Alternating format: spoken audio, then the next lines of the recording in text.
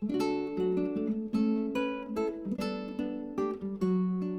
you want better ROI for your content efforts? Then you need to produce content using long-tail keywords.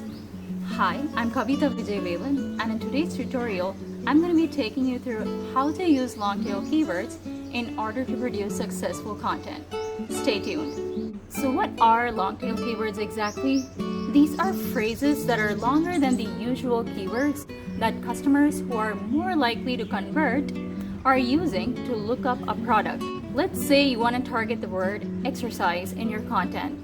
This is, however, a short tail keyword that will have a very high search volume, which roughly translates to, hey, you producing content for keywords like this will have fierce competition. The visitors you have will be scattershot, and your return on investment or your ROI will be very low.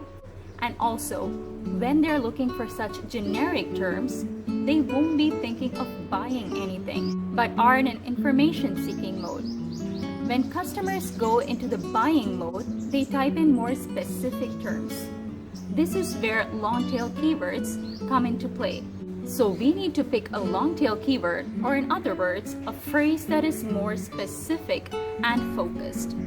A person who comes in looking for the term exercise could just be looking for anything, maybe exercise equipment or exercise indoors or exercises for leg pain. So when our topic is so broad, we are bound to have massive difficulty ranking for it. Now, my favorite way of picking long-tail keywords is by typing in the word for after the head keyword. The head keyword in my previous example is exercise. So after the head keyword, you type in the word for.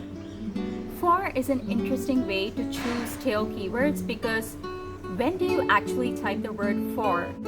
Only when you're looking for a specific solution. So I type in for and then have a look at the suggestions that pop up on Google suggestions. If you wanted to target the keywords exercise equipment for women's arms, you'd have higher chances of conversion if your brand is one that sells exercise equipment. Here's another set of keywords I arrived at with the head keyword exercise. Exercises for upper back pain and neck. Physical therapy exercises for upper back and neck. You can also scroll down to the bottom of the page and look at the related searches on Google.